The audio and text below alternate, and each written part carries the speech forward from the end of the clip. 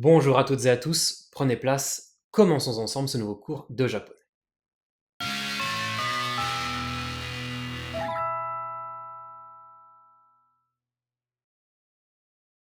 Nous y voilà enfin, le premier cours de cette deuxième partie entièrement consacrée à la grammaire japonaise. Alors, les plus impatients d'entre vous vont être peut-être un peu déçus parce que dans cette vidéo, on ne va pas commencer à former nos premières phrases. En fait, il va s'agir d'une présentation de cette deuxième partie. Je vais vous donner un peu les détails, je vais vous dire ce qu'on va trouver dedans de manière à ce que vous soyez au mieux préparés.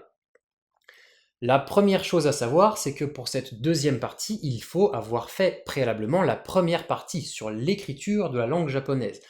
Je considère que, à partir de maintenant, vous connaissez vos kanas, vous savez comment utiliser des kanji, vous connaissez toutes les règles de l'écriture de la langue japonaise. C'est-à-dire que les cours de la grammaire, les cours de grammaire vont être faits entièrement en japonais, et je ne serai plus là à attendre que vous déchiffriez les kanas.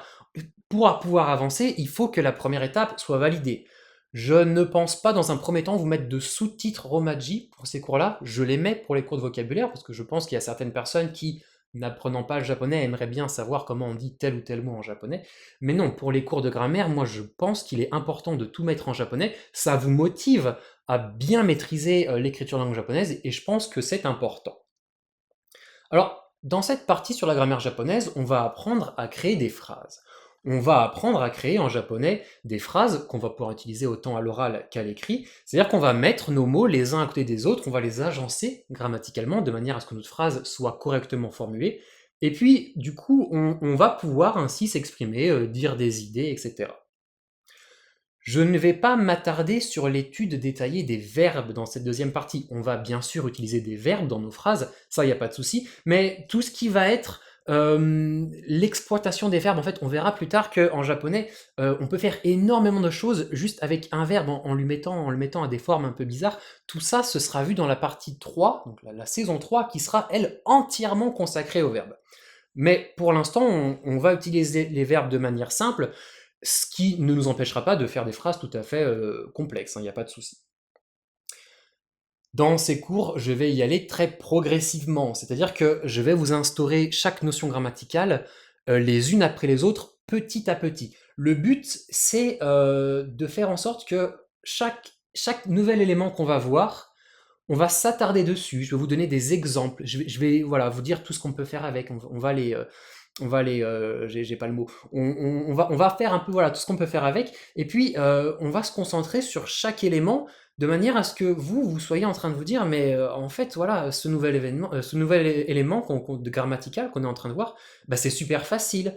Il y aura pas dans chaque nouvelle vidéo, il y aura pas énormément de nouveautés. C'est-à-dire que chaque vidéo vous paraîtra légère. À la fin de la vidéo, vous vous direz bon, ok, on a vu de nouveaux trucs, mais ça va, ça avance bien, c'est facile, j'ai tout compris. Et du coup, de vidéo en vidéo, tout vous paraîtra facile parce que tout va être instauré petit à petit. Et puis quand on arrivera à la fin, qu'on aura tout vu, vous vous direz putain, mais en fait c'est super facile parce qu'on aura tout vu petit à petit. Comprenez l'idée. Alors que si je vous balance tout dans un cours d'une demi-heure sur les particules, je vous mets toutes les particules grammaticales dans un cours en vous disant démerdez-vous, faites-moi des phrases avec ça, non là c'est pas possible, vous n'allez pas y arriver, on n'aura vu aucune des subtilités qui concernent toutes ces particules. Hein, j'utilise le terme particule, on verra plus en détail dans le cours suivant ce dont il s'agit.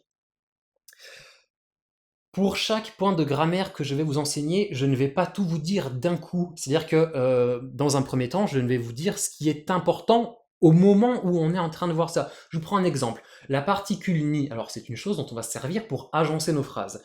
On va d'abord s'en servir pour mettre un lieu dans notre phrase, pour dire par exemple je mange à la maison. Voilà, la maison ça va être un lieu et puis on va s'en servir pour ça. Je vous ai dit une bêtise, je suis à la maison, on va s'en servir pour ça. Et puis cette particule ni, elle a plein d'autres utilisations en japonais. On va aussi s'en servir par exemple lorsqu'on va mettre des phrases au passif pour indiquer le complément d'agent. Mais ça on le verra dans la saison 3 voire 4, on le verra bien plus tard. Donc quand on verra la particule ni, moi ça sert à rien que je vous parle du complément d'agent. C'est-à-dire que voilà, quand je vais vous parler de certaines notions, je ne vous dirai volontairement pas tout, parce que sinon, on s'y retrouve jamais. C'est ce que j'ai fait quand je vous ai enseigné l'écriture langue japonaise. Quand je vous ai présenté le tableau des hiragana, je vous ai pas balancé directement les accents, les combinaisons, etc. Non, ça, je les ai mises après. C'est en instaurant les choses petit à petit que ça ne surcharge pas dans vos têtes, et puis que étape par étape, vous arrivez à bien tout assimiler.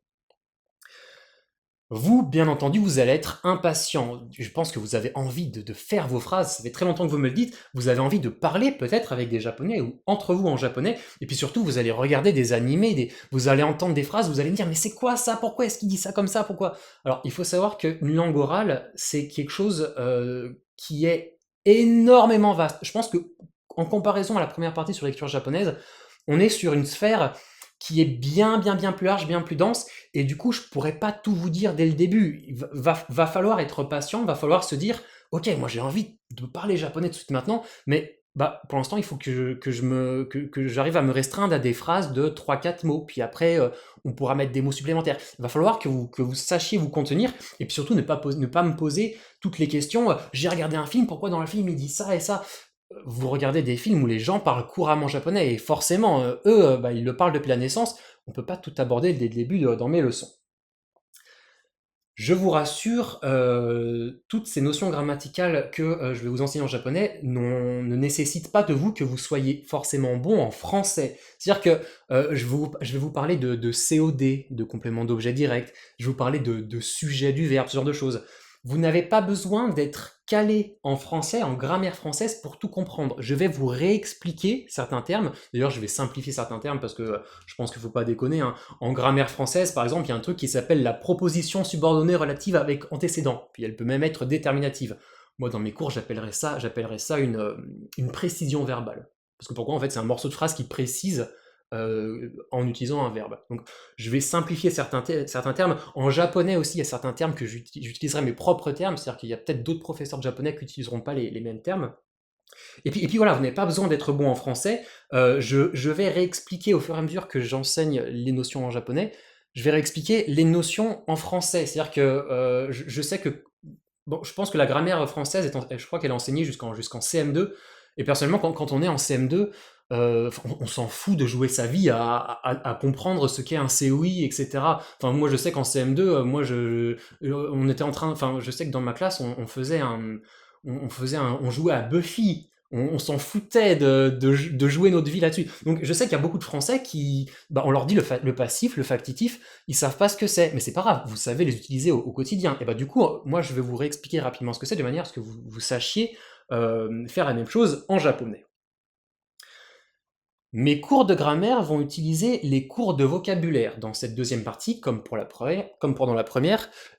Il va également y avoir des cours de vocabulaire, et chaque cours de vocabulaire va être utilisé dans le cours de grammaire qui sortira juste après. Ce sera indiqué au début de chaque cours de grammaire. C'est-à-dire qu'un cours de vocabulaire sort, vous apprenez les 20 mots, comme ça pour le cours de grammaire suivant, vous êtes déjà calé, vous connaissez les mots qui vont être utilisés et vous n'êtes pas perdu. Le but pour moi, c'est de ne pas tourner toujours autour des 4-5 mêmes mots, hein, c'est d'utiliser dans les phrases plein de mots différents. Donc pour vous, il va être intéressant et surtout nécessaire de suivre la cadence niveau vocabulaire. Cela dit, il y aura certains mots qu'on verra dans mes cours de grammaire qui n'auront pas été piochés dans des cours de vocabulaire, mais à ce moment-là, je vous donnerai le sens, la lecture, etc. Ce seront des mots qu'on verra au cas par cas. Dans mes cours, je vais également utiliser beaucoup de noms propres en katakana. C'est important d'utiliser les katakana parce que, en général, les profs de japonais ont tendance à n'utiliser que des prénoms japonais, par exemple, et puis les élèves ne sont pas très habitués à la katakanisation.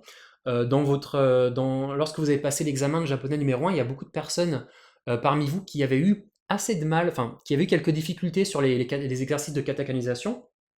Et du coup, c'est quelque chose qu'on va continuer à travailler. Je vais vous mettre beaucoup de noms propres étrangers, ce qui vous permettra de toujours réactiver ces katakana. Certains cours de vocabulaire de cette deuxième partie ne seront pas utilisés dans des cours de grammaire, mais ils sont quand même importants, hein, rien n'est à négliger.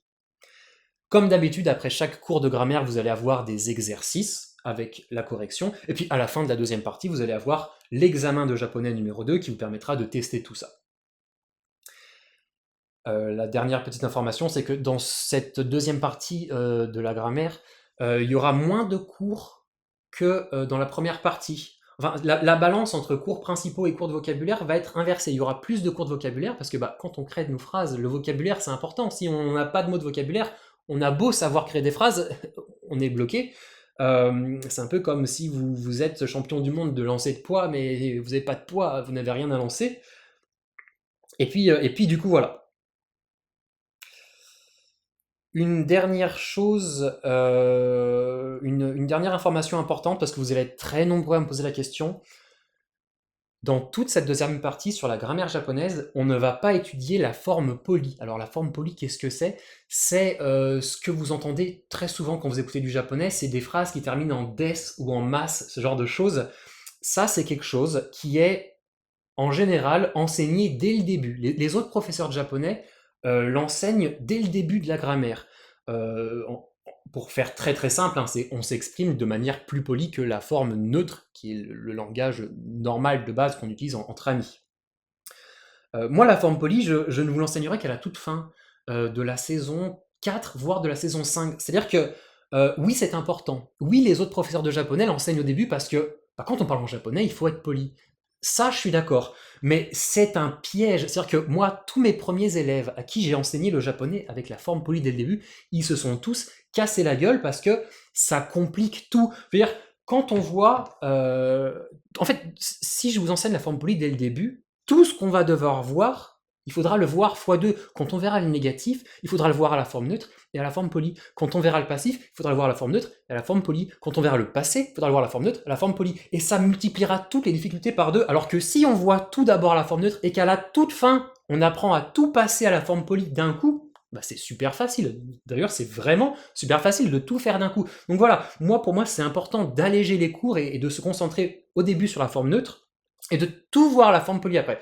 Ça ne veut pas dire que vous allez être des racailles et que vous allez parler un japonais ultra vulgaire. La forme neutre, c'est le langage courant du quotidien. C'est à peu près le langage auquel je suis en train de vous parler actuellement en français. Voilà. Une dernière chose, vous n'avez pas besoin de manuel particulier, d'acheter de manuel de grammaire ou quoi que ce soit pour suivre mes cours. Comme pour les cours sur l'écriture, tout va être ici. Je ne vous demande pas d'acheter un livre pour compléter ou quoi que ce soit.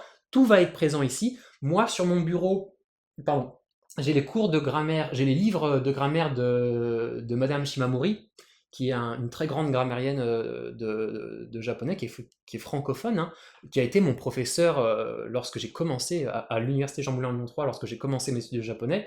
Et vu que je lui voue beaucoup d'admiration, beaucoup de respect, voilà, j'ai ses ouvrages, je m'en inspire partiellement pour ma méthode de japonais, mais je m'en éloigne beaucoup parce que je pense qu'il y a beaucoup de choses qui me dérangent, notamment voilà, cette forme polie qui est enseignée dès le début. J'essaye de vous proposer des cours, une méthode un peu alternative. Donc voilà, vous n'avez rien besoin d'acheter. Je vais faire un cours sur les dictionnaires de japonais, comment bien utiliser un dictionnaire de japonais. Dedans, je vous conseillerai plusieurs offres. Vous n'aurez pas forcément besoin d'en acheter un, hein. Concrètement, la seule chose qui est indispensable, vous me voyez venir là, dans l'apprentissage du japonais, c'est le kanji tokana. Voilà, c'est la Bible. Ça, si vous n'avez pas encore acheté, n'hésitez pas, parce que au niveau des kanji, moi je ne vais pas pouvoir vous enseigner 2000 kanji. C'est-à-dire qu'il y a un moment où il faudra vous-même vous lancer dans la bataille, acheter cette référence absolue et puis les apprendre vous-même. Ok, c'est tout pour cette présentation de la deuxième partie des cours de japonais sur la grammaire. Donc j'espère que je ne vous ai pas fait peur, j'espère que j'ai su vous motiver.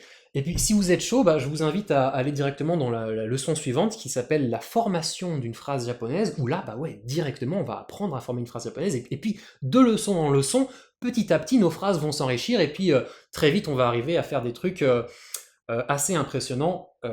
Comptez sur moi. Chers élèves, j'espère que cette présentation de la deuxième partie des cours de japonais vous a plu. Continuez de bien travailler, n'oubliez pas de vous abonner à la chaîne afin de ne manquer aucune leçon. Vous retrouvez toutes les actualités sur Facebook, sur Twitter, quant à moi.